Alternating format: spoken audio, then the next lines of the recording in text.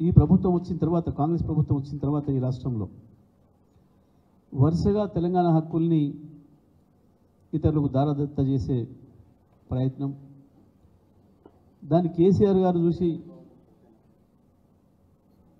అడ్డుకట్ట వేసే ప్రయత్నం మొదలుపెట్టిన తర్వాతనే ఈ ప్రభుత్వం స్పందించడం వరుసగా జరుగుతున్నాయి. తెలంగాణ ప్రజల పట్ల, తెలంగాణ రాష్ట్ర ప్రయోజనాల పట్ల కాంగ్రెస్ పార్టీకి కానీ బీజేపీకి కానీ ఇంకెవరికి కూడా సోయి లేదనే విషయం అనేక సందర్భాల్లో నిరూపితమవుతుంది. కేఆర్ఎంబీ విషయంలో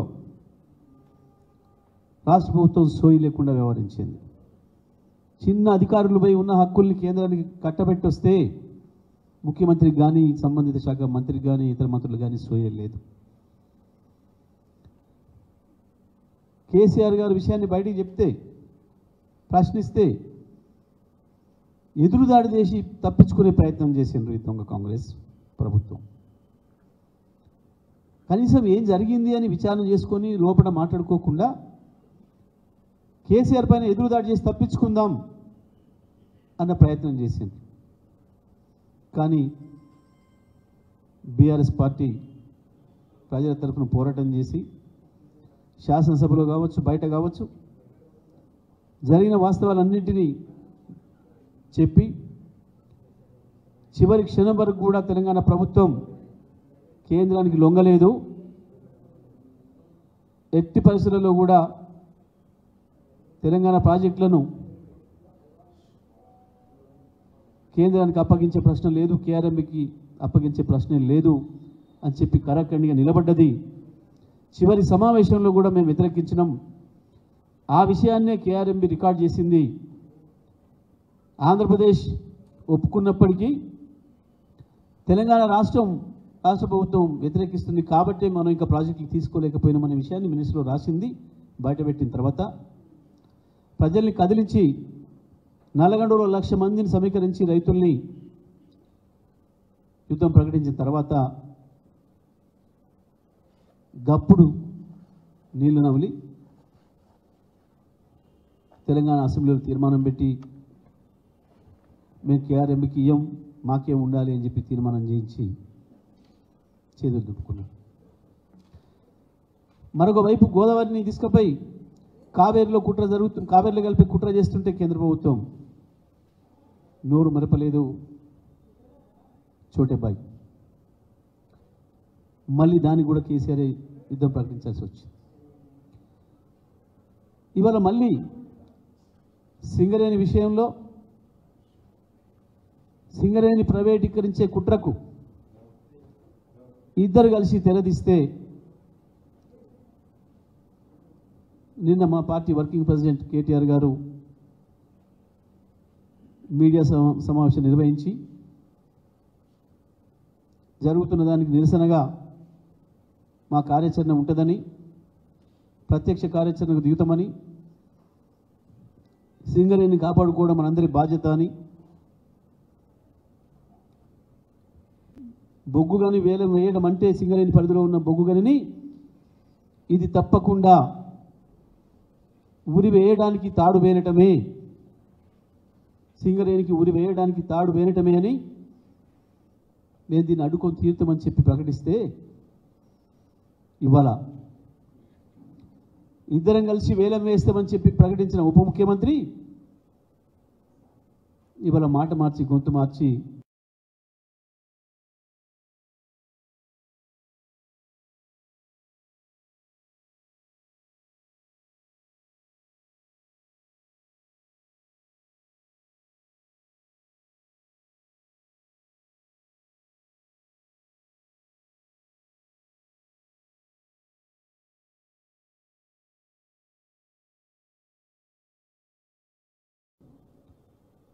దానికి ఏం చేస్తాడో చెప్పకుండా, వాస్తవానికి మీ అందరి సాక్షిగా మొన్నటి వరకు మీడియాలో రోజు వచ్చింది.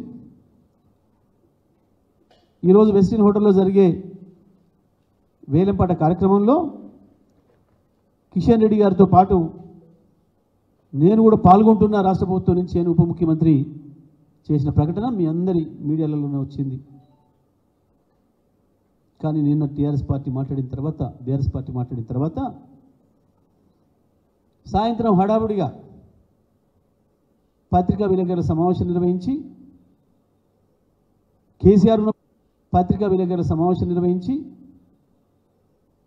కేసీఆర్ ఉన్నప్పుడే జరిగిపోయింది అని మళ్ళీ ఒక దొంగ మాటలు మాట్లాడి బుకాయింపు మాటలు మాట్లాడి పచ్చి అబద్ధాలు మాట్లాడుతున్నాడు బట్టి విక్రమార్క. కేసీఆర్ గారు రాసిన ఉత్తరం కేంద్ర ప్రభుత్వం నిర్వహించే వేలం కాబట్టి దాన్ని ఆపడం మన వల్ల మేము మాత్రం అక్కడ బొగ్గు కానీ తవ్వనీయం, కిలో ఇటుక కూడా మిమ్మల్ని తీసుకుపోనీయం, కిలో బొగ్గు కూడా తీసుకుపోనీయమని చెప్పినాం. అదే మాట ప్రకారం ఇప్పటి వరకు కూడా మేమున్నాం. అక్కడ ఇవ్వబడి రానియలే, ముట్టుకోనియలే. స్పష్టంగా ఆ రోజు చెప్పిన మాట మీదనే ఉన్నాం. సింగరేణి కార్మికులందరూ కూడా విషయాలు తెలుసు.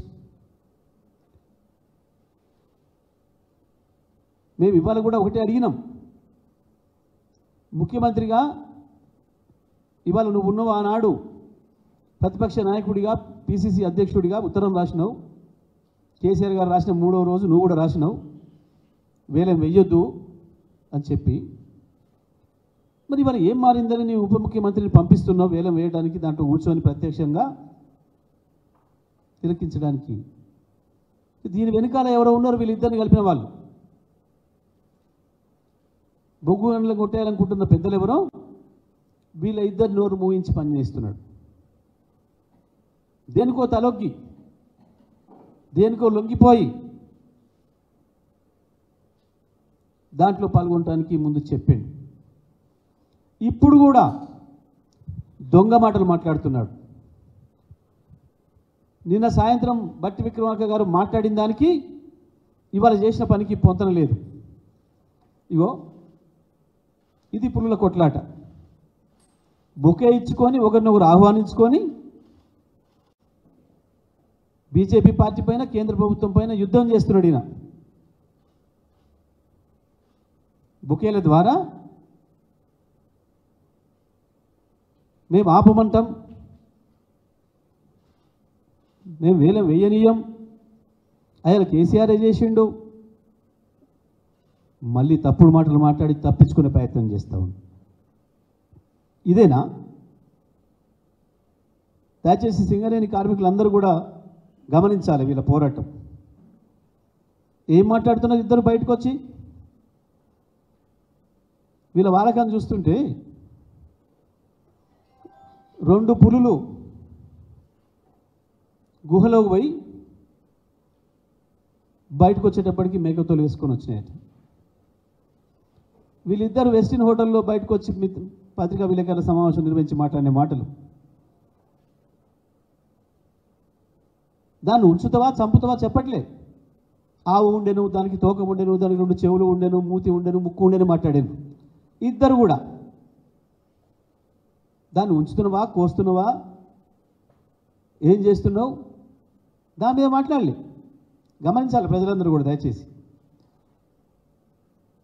వర్ణిస్తున్నారు ఇద్దరు కలిసి. మీ వర్ణనలు మీ కన్నీళ్ళు కావు, మీ ముసలి కన్నీళ్ళు కావు కావాల్సింది తెలంగాణ ప్రజలకి, సింగరేణి కార్మికులకి. స్పష్టమైన నిర్ణయం చెప్పండి. ఇవాళ వెస్టిన్ హోటల్లో కూర్చొని మీరు ఇద్దరు కలిసి శ్రావణి బ్లాక్ను వేలంపాట నుంచి తీసినరా లేదా? ఇది స్పష్టం చేయాలి రాష్ట్ర ప్రజలకి. దొంగ నాటకాలు వద్దు. ప్రజలకు అర్థం కాని భాష మాట్లాడి తికమక చేసి గందరగోళం చేస్తామన్న ప్రయత్నం వద్దు. స్పష్టంగా చెప్పాలి. ఇవాళ మీరు ఏదైతే ఆన్లైన్లో పెట్టినరో, ప్రాసెస్ స్టార్ట్ చేసినరో, ఆ బొగ్గు గనుల్లో నుంచి వేలంపాట నుంచి మనదైన శ్రావణి కనిని తీసేసినరా లేదా? స్పష్టంగా చెప్పాలి. దాన్ని తీసేయాలి అని మేము డిమాండ్ చేస్తున్నాం బీఆర్ఎస్ పార్టీగా. కానీ ఇద్దరు కూడబలుకొని తీయటి పుల్లటి మాటలతోని ప్రజలకు అర్థం కాని భాష మాట్లాడి దాన్ని వర్ణించి అసలు పని మేకను కొయ్యాల్సిన పని కోస్తూనే ఉన్నారు. ఇది వాళ్ళ వెస్టిన్లో జరిగింది. నిన్న సాయంత్రం బట్టి గారు మాట్లాడిన దానికి ఇవాళ చేసిన దానికి పొంతన లేదు. కేసీఆర్ మీద ఎదురుదాడి చేయడం కాదు. అయ్యాల కేసీఆర్ ఏం చేసిండని ఎవరు అడుగుతలే మిమ్మల్ని. ఇవాళ మీరు ఏం చేస్తారు, ఏం చేయదలుచుకున్నారు, ఏం చేసిండ్రు గది చెప్పాలి. కేసీఆర్ ఏం చేసిండో ప్రజలందరికీ తెలుసు, అది అయిపోయింది.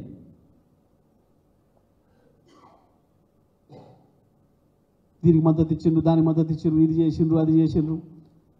ఈ చిల్లర మాటలు వద్దు, అవసరం లేదు. ఇవాళ వెస్టిన్ హోటల్లో వెళ్ళి నువ్వు అది తీసేయించినవా, శ్రావణి బ్లాక్ను ఉంచినవా? కిషన్ రెడ్డి గారు నువ్వు ఇద్దరు కలిసి ఏం చేసిండ్రు? ఇది కావాలి ప్రజలకి. మేము డిమాండ్ చేస్తున్నాం బీఆర్ఎస్ పార్టీ తరఫున. దీన్ని తేటతెల్లం చేయాలి. మీరిద్దరు మిత్రులు, ఇద్దరు బీజేపీ కాంగ్రెస్ దోస్తులు ఇద్దరు కలిసి చేసిన పని ఏందో చెప్పాలి.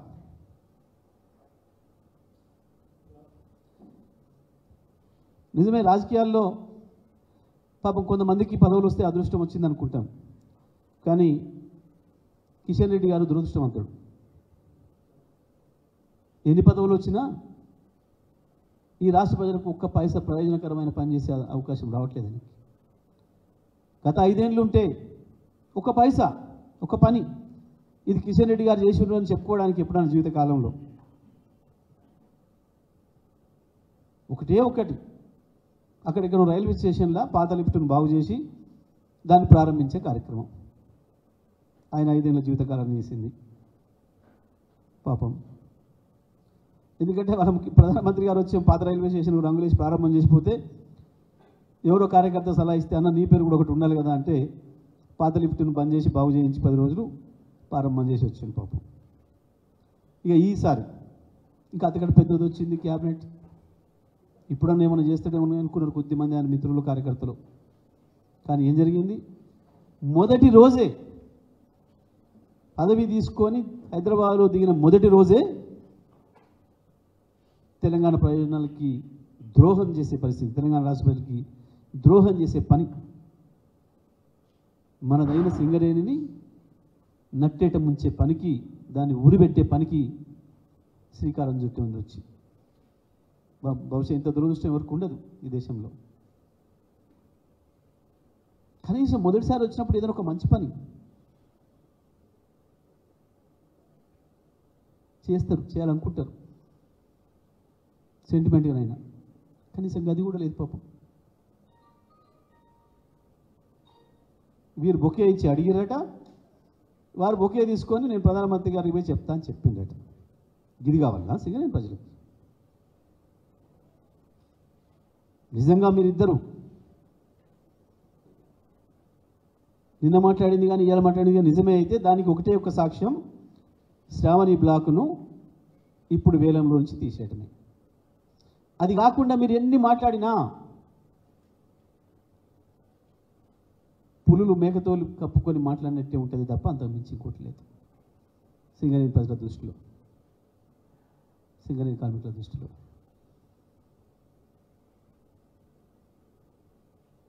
ఇది వెంటనే స్పష్టం చేయాలి, ఆపినరా లేదా. ఇది బీఆర్ఎస్ పార్టీగా మేము డిమాండ్ చేస్తూ ఉన్నాం. ఇది సింగరేణి ప్రజల హక్కు, తెలంగాణ ప్రజల హక్కు. దయచేసి దాన్ని ఉరి తీసే ప్రక్రియను ఆపేయండి మేము అడుగుతూ ఉన్నాం. సమాధానం చెప్పాల్సిన బాధ్యత ఉంది వాళ్ళపైన.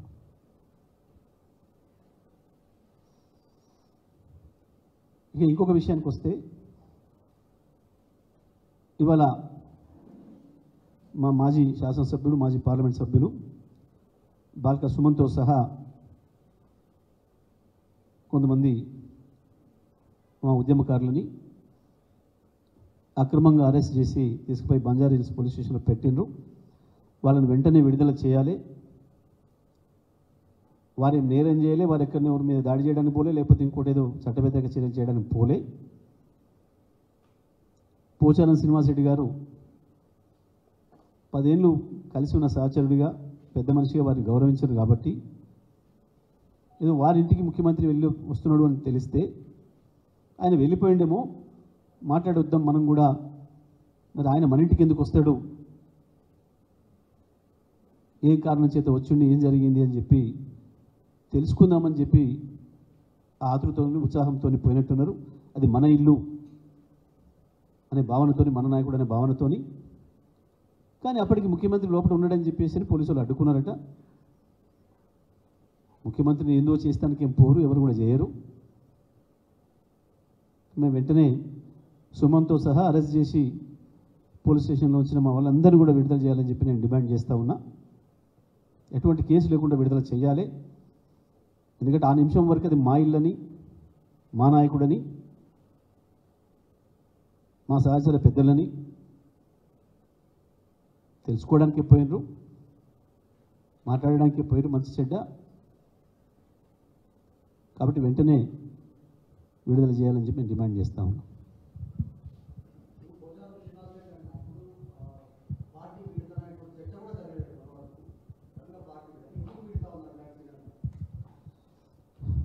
వాస్తవానికి దురదృష్టం పోచారం గారు పార్టీ మారడం అనేది మేము కూడా అనుకోలేదు. ఎందుకంటే మొన్న పార్లమెంట్ ఎన్నికల ఫలితాలు వచ్చిన రోజు కూడా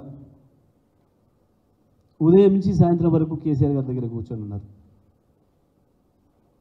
ఓపిక్గా అదే కుర్చీలో. నేనే మధ్యలో అన్న కొంచెం రెస్ట్ తీసుకోండి, వెళ్ళి మీరు ఎంతసేపు కూర్చుంటారు ఇక్కడ అంటే కూడా కూర్చొని ఉన్నారు సాయంత్రం వరకు. వారే చెప్పారు కేసీఆర్ గారిని, అన్న ఏమి కాదు, ప్రజలు మళ్ళీ మననే కోరుకుంటున్నారు.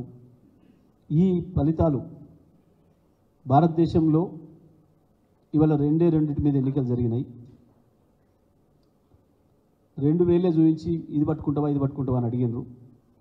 మోడీ వైపా, మోడీ వ్యతిరేకంగా ఉన్న ఇండియా కూటమి వైపా, మోడీ ఎన్డీఏ కూటమి వైపా, మోడీ వ్యతిరేకంగా ఉన్న ఇండియా కూటమి వైపా అన్న దాన్ని చూసారు ప్రజలు. ఇక ఇంకోటి మధ్యస్థం అనేది చూడలేదు. దానివల్ల ఈ ఫలితాలు వచ్చినాయి. అక్కడ ఒరిస్సాలో కావచ్చు, ఇక్కడ కావచ్చు, ఆంధ్రాలో కావచ్చు, తమిళనాడులో కావచ్చు, ఉత్తరప్రదేశ్లో కావచ్చు, బీహార్లో కావచ్చు, పంజాబ్లో కావచ్చు, తటస్థంగా ఉందామనుకున్న పార్టీలను ఈసారి ప్రజలు తీసుకోలేదు. అంత తీవ్రంగా ఈ రెండు వాదనల మధ్యన యుద్ధం జరిగింది. కాబట్టి దీన్ని మనం అంత సీరియస్గా తీసుకోవాల్సిన అవసరం లేదు. మీరు నిలబడి ఉంటే చాలు, మళ్ళీ మనదే 100 సీట్లతోని అనే మాట కూడా స్పష్టంగా వారు మాట్లాడి చెప్పిపోయినారు. కానీ మరి ఏ బలహీనతలో ఏవి వారిని ఆకర్షించినాయో, వారు ఏదైతే చెప్పినరో ఇప్పుడు ఏదో మీడియాలో మాట్లాడినట్టుగా సమాచారం వచ్చింది నాకు. ఏదో వ్యవసాయం గురించి వెళ్ళిపోయినా, రైతుల గురించి పోయినా అని అన్నారు, ఏదో నియోజకవర్గ అభివృద్ధి గురించి పోయినా అన్నారు. వారే చాలా సందర్భాలు చెప్పారు, అన్న నా నియోజకవర్గంలో రేపు ఎవడొచ్చినా ఇంకొక పైసా పని చేసి అక్కర్ లేకుండా అన్నీ పూర్తి చేసిన, ఈ సహకారంతో అంత అభివృద్ధి చేసిన, రాష్ట్రంలో అన్ని నియోజకవర్గాల కంటే ఎక్కువ డబుల్ బెడ్రూమ్ ఇండ్లు నా నియోజకవర్గంలో కట్టించుకున్నా, ఒక కొత్త రోడ్డు ఎవరు వేసి అక్కర కూడా లేకుండా రోడ్లు వేసిన, అన్ని రకాల అభివృద్ధి చేసినా అనే మాట నా ముందే చాలాసార్లు కేసీఆర్ గారితో కూడా చెప్పారు వారు.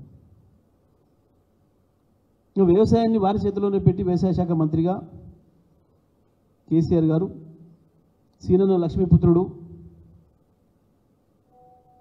సీనన్న నాయకత్వంలో వ్యవసాయం అద్భుతంగా అభివృద్ధి చెందుతుంది ఒక రైతుగా, అన్ని బాధలు తెలుసు కాబట్టి అనే మాట కూడా చేస్తున్నారు చెప్పి సభాపతిగా కూడా వారికి అవకాశం ఇచ్చారు. వారికి ఇక్కడ గౌరవం తక్కువ చేయలేదు పార్టీ.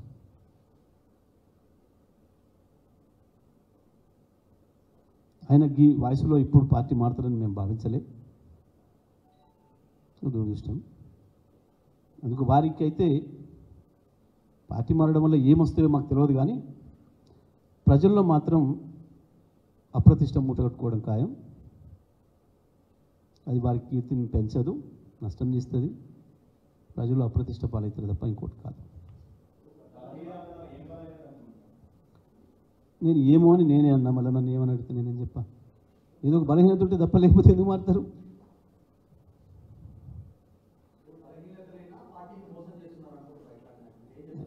మోసం గీసామని అన్నాను, కానీ ఏదో బలహీనతలే మనుషుల్ని తీసుకుపోతాయి. అధికారం వైపు తీసుకుపోయేది బలహీనత లేకపోతే ఏముంటాయి? కొట్లాడటానికి వస్తే ఆదర్శాలు ఉంటాయి, కొట్లాట వైపు తీసుకుపోయేది ఆదర్శాలు, అధికారం వైపు తీసుకుపోయేది ఆకర్షణలు, బలహీనతలు. ఇది ప్రపంచం అంతటి ఉంది, దేశం అంతటి ఉంది. ఇలా కొత్తగా నీకు నాకే కాదు.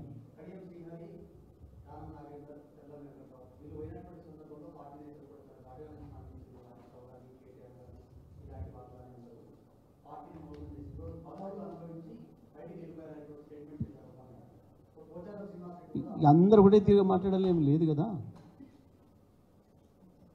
అదేమన్నా ఫార్మాట్ కాదు కదా. ఎవరైతే స్పందించాలి అనేదానికి ఒకరొకరు ఒక్కో తీరు స్పందిస్తారు. మొదలైంది అప్పుడే. పాపం ఆయనే అదే ముఖ్యమంత్రి నోటికి వచ్చిన బూతులు తిట్టినట్టుగా అప్పుడు కనబడుతుంది దాంట్లో. అప్పుడే ఈ వయసులో మరి నువ్వు బుద్ధి లేకుండా ఇట్లా అట్లా తిట్టినట్టుగా వస్తుంది. మరి వారిని తిట్టినా ఇంకొని తిట్టినా తెలియదు, పుడుతూనే ఉన్నారు.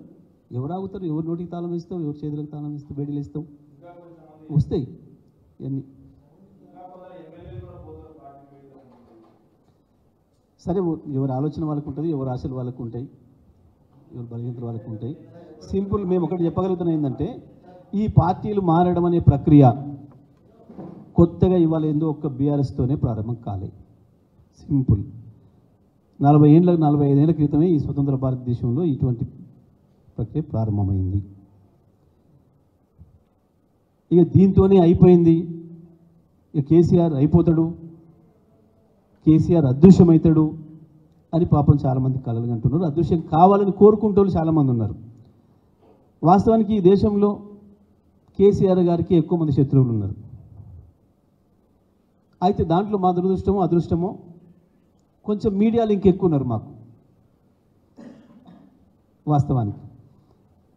ఎందుకంటే ఈ మీడియా అంతా అటువైపు మీడియా ఎక్కువ ఉంది కాబట్టి తెలంగాణను విడిపోతే మా ఎన్ని పోతాయని చెప్పి వీళ్ళకి ఆనాడు భయం ఉండి కేసీఆర్ తెలంగాణ ఉద్యమానికి నాయకత్వం వహిస్తున్నాడు కాబట్టి కేసీఆర్ మీద బురద పోయడానికి నాయకుల కంటే ఎక్కువ ప్రయత్నం చేసిన మీడియా హౌసెస్ కూడా ఉన్నాయి. వాళ్ళు చాలా కాలం నుంచి కోరుకుంటున్నారు, అంతకుముందు కోరుకున్నారు. ఈ 10 సంవత్సరాల్లో వాళ్ళు అనుకున్నదే జరిగింది న్యాయంగా. ఏంది? మాటల్లో ఒకటి ఉన్నా మనసులో ఒకటి ఉంది. తెలంగాణను వదిలేస్తే తెలంగాణ నాశనం అవుతుందని బయటికి మాట్లాడినరు, కానీ తెలంగాణను వదిలేస్తే మేము భూవకు లేకుండా అవుతామని చెప్పి మనసులో భయం ఉండే. అదే జరిగింది. ఈ 10 ఏళ్లలో తెలంగాణ, భారతదేశంలోనే తెలంగాణ అద్భుతంగా, అది వ్యవసాయ రంగం కావచ్చు, అది పారిశ్రామిక రంగం కావచ్చు, అది ఐటీ రంగం కావచ్చు, అది ఇన్ఫ్రాస్ట్రక్చర్ కావచ్చు, అది వివిధ ఉత్పత్తుల వ్యవసాయ రంగంతో పాటు వివిధ ఉత్పత్తులు కావచ్చు, అన్నిట్లో అన్ని రాష్ట్రాల తలదన్ని ముందుకు వచ్చింది. అనుకున్నది జరిగింది. దానితో శాపనార్థాలు పెట్టడం మొదలైంది. కేసీఆర్ ఉన్నట్టు మాయమైపోతే బాగుండు అని కోరుకునే వాళ్ళు కూడా కొంచెం మీడియా హౌసెస్లో ఎక్కువనే ఉన్నారు. కాబట్టి ఇటువంటి ఎన్ని వస్తాయి, అయిపోతుంది ఇక కేసీఆర్ పోయింది, ఇంకా రాదు, ఇది లేదు అది లేదు. కొత్తగా కాలే మాకు. 2001 నుంచి ఇప్పటికీ అనేక అనుభవాలను చూసినాం. 10 మంది 12 మంది శాసనసభ్యుల్ని తీసుకున్న సందర్భం ఇవ్వాలి కాదు, ఎప్పుడో 20 ఏళ్ల కింద ఎదురైంది మాకు. అయినా నిలబడ్డం, వచ్చినాం, అనుకున్న తీరాన్ని తాకినాం, తెలంగాణ రాష్ట్రాన్ని సాధించినాం. కేసీఆర్ నాయకత్వంలో ప్రభుత్వంలోకి వచ్చినాం. ఉద్యమ నాయకుడినే కాదు, అంతకు మించిన అద్భుతమైన పరిపాలకుడిగా కేసీఆర్ గారు దేశవ్యాప్తంగా, ప్రపంచవ్యాప్తంగా పేరు తెచ్చుకున్నారు. అనేక రంగాలు ఆగమైపోతాయి అని చెప్పి, ఆగమైపోవాలి అని చెప్పి అవతల వాళ్ళు కోరుకున్న అనేక రంగాలు అందరికంటే ముందుకు తీసుకొచ్చిండు. విద్యుత్తో సహా, వ్యవసాయంతో సహా, ఐటీతో సహా. పార్టీలకు ఎత్తుపల్లాలు సహజం. చూసినాం. 420 సీట్లు ఉన్న కాంగ్రెస్ 40కి ఓడిపోయిన సందర్భాన్ని చూడలేదా మనందరం? మళ్ళీ 40 నుంచి నిన్న 95, 97కు వచ్చిన సందర్భాన్ని కూడా చూస్తూనే ఉన్నాం. 2 సీట్లు ఉన్న బీజేపీ 100కి వచ్చి 70కి వచ్చి మళ్ళీ పడిపోయి మళ్ళీ లేచి 303కి వచ్చి మళ్ళీ ఇవాళ 240కి వచ్చి 30కు 40కి వచ్చిన సందర్భం కూడా మన కళ్ళ ముందే ఉంది. అనేక పార్టీలు ఈ రాష్ట్రంలో కూడా 4 సీట్లే ఉన్న కాంగ్రెస్ నిన్న ఎన్నికల ముందు ఇవాళ 24 సీట్లకు వచ్చింది.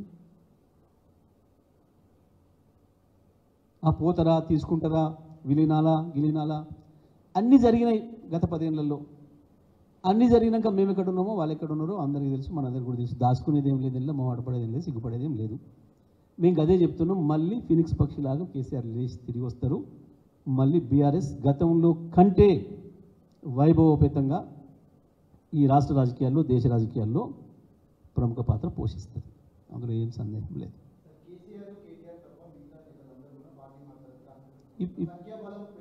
ఇప్పుడే చెప్పిన కదా, ఇప్పుడే చెప్పిన. మీరు ఆ ప్రశ్నలు అందరూ అడుగుతారనే మీ ప్రశ్నలన్నిటి సమాధానం ముందే చెప్పేసిన నేను.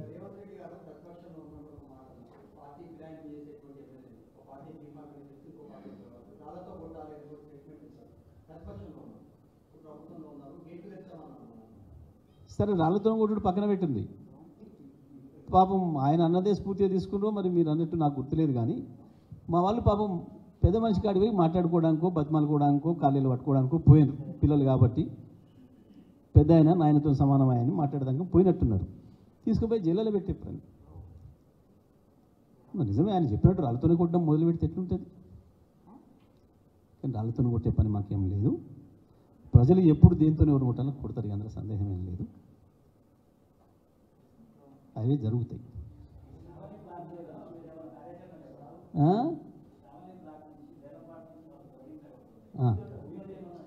తప్పకుండా మా ప్రత్యక్ష కార్యాచరణ ఉంటుంది. దాన్ని నిలబెట్టుకోవడం కొరకు, సింగరేణిని కాపాడుకోవడం కొరకు బీఆర్ఎస్ పార్టీ ఎంతటి త్యాగానికైనా సిద్ధపడుతుంది, ఎటువంటి పోరాటాలకైనా సిద్ధపడుతుంది. దానికి సరిపోయే పద్ధతుల్లో మా కార్యాచరణ కూడా త్వరలోనే పార్టీ ప్రకటిస్తుంది. అదే చెప్తున్నా నేను. దీనికి సమాధానం వీళ్ళిద్దరే చెప్పాలి. ఇంతింతలావు మాటలు మాట్లాడిన బట్టి విక్రమార్క ఇప్పుడు సమాధానం చెప్పాలి. ఏది బొకేతో కొట్లాడొచ్చినావా, యుద్ధం ప్రకటించి వచ్చినావా, ఏం చేసి వచ్చినావు, ఏం మోసం చేసి తెలుసుకున్నావు గోదావరి కానీ, సింగరేణి, బొగ్గు కానీ కార్మికుల్ని?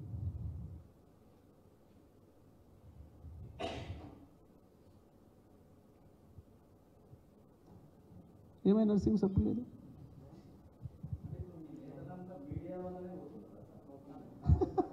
నువ్వు అటువైపు ఉన్నావు, నీ ఆలోచన అంతా అక్కడ ఉన్నదా?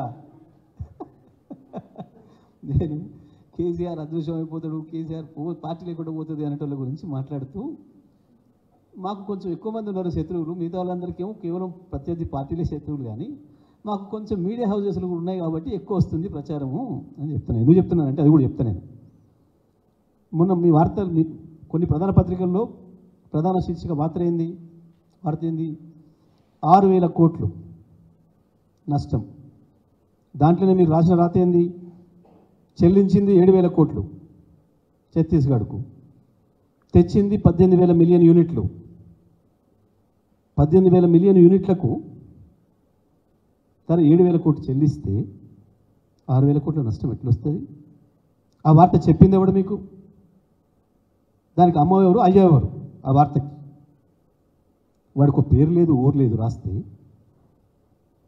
ఎవరో మీ పత్రికా మిత్రుడు ఓ ఇన్వెస్టిగేటివ్ జర్నలిజం చేసి ఆయన తయారు చేసి వెతుక్కొని వచ్చి వాస్కోడిగామలాగా పట్టుకొచ్చుకుని అనడానికి ఒక్క పత్రికలో రాలే. అన్ని పత్రికలలో అదే వార్త ఒకే తీరుగా ఎవడో రాసి పంపిస్తే అది చేసుకున్నాము. ఏమనాలి దీన్ని? కేసీఆర్ మీద బురద జల్లడానికి చేసిన ప్రయత్నం. దానికి కేసీఆర్ వైపు నుంచి ఒక ఆన్సర్ వచ్చింది, ఒక సమాధానం వచ్చింది, ఒక వివరణ వచ్చింది. ఇచ్చిండ్రు అది తెల్లవారి. పత్రికా విలువల గురించి ఇంతప్పుడు మాట్లాడతారు,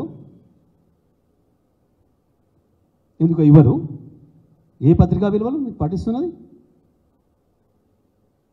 ఆ వార్తను ఎంతైతే రాసినవో అదే పద్ధతిలో వివరణ పోవాలి కదా ప్రజలకి. ఎందుకు ప్రజలకు తెలుసుకునే హక్కును చంపేస్తున్నారు? మీకు ఇష్టమైన పద్ధతుల్లో, ఇష్టమైన వాళ్ళ కొరకు మీకు ఇష్టమైన రాతలు రాస్తూ ప్రజలకు ఆ హక్కు ఉంది. ఇది చెప్పిన వాడెవడు, ఎవరి తరఫున రాష్ట్రం అడిగే హక్కు ఉంది. మీ పేపర్ను కూడా 5 రూపాయలు 6 రూపాయలు పెట్టి కొంటున్నారు వాళ్ళు.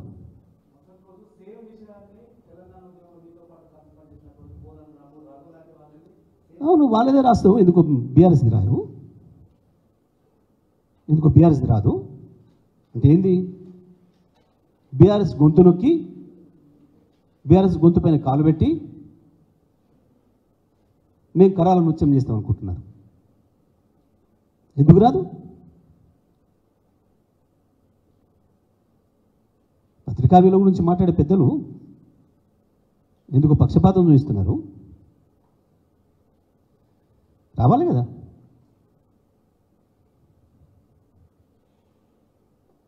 తెల్లవారి వారికి ఇచ్చారు మళ్ళీ దీనికి సపోర్ట్గా, ఎందుకు అది ఇవ్వలేదు? మన తెల్లారైన ఇవ్వలేదు.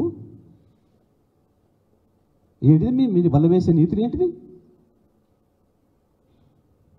గురువింద నీతులు చూస్తలేరు ప్రజలు, అర్థం చేసుకోరుకుంటున్నాయి తెలంగాణ ప్రజలు.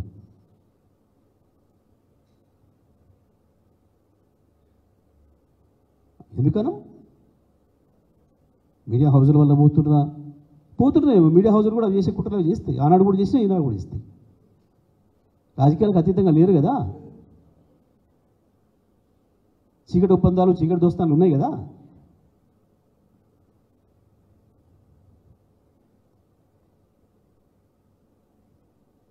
ఎందుకో జగదీష్ రెడ్డి మీద ఇంత వ్యతిరేక వస్తే ఇంత పెద్దగా రాసుకుంటారు? జగదీష్ రెడ్డి కేసీఆర్ గురించి ఉన్నది చెప్తే ఎందుకు రాయరు?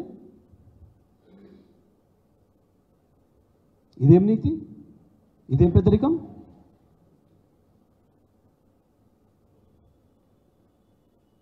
ఎందుకు జగదీష్ రెడ్డికి మాట్లాడలేదా? జగదీష్ రెడ్డి భాష వాడలేదా? జగదీష్ రెడ్డి చెప్పిన పదం అర్థం కాలేదా? ఇంత గందరగోళంగా ఉండేనా? దేనికని?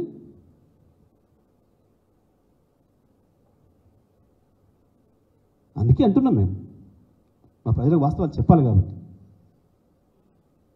ఒక్క వాళ్ళే కాదు, ఇంట్లో కూడా ఉన్నారు మనకు అని చెప్పాలి నేను, మా బాధ్యత.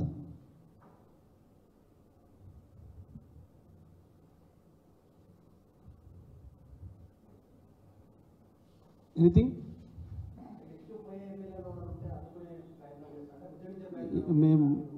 మేమేమంటున్నాము, ఎప్పుడు ఎవరు ఏమేం చేశారో గదే చేస్తారు, గదే జరుగుతుంది.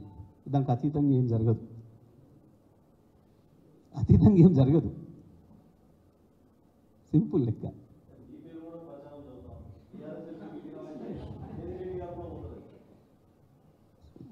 ఇప్పుడు మీ ఇన్ని దుష్ప్రచారాలు చేస్తే అడ్డుకోలేదు, గీదాన్ని నేనేం అడ్డుకుంటా? ఇంత పెద్ద మీడియా హౌజులు, ఇన్ని సోషల్ మీడియా హౌజులు రాస్తున్న దాన్ని నేను ఎట్లా ఆపుతా?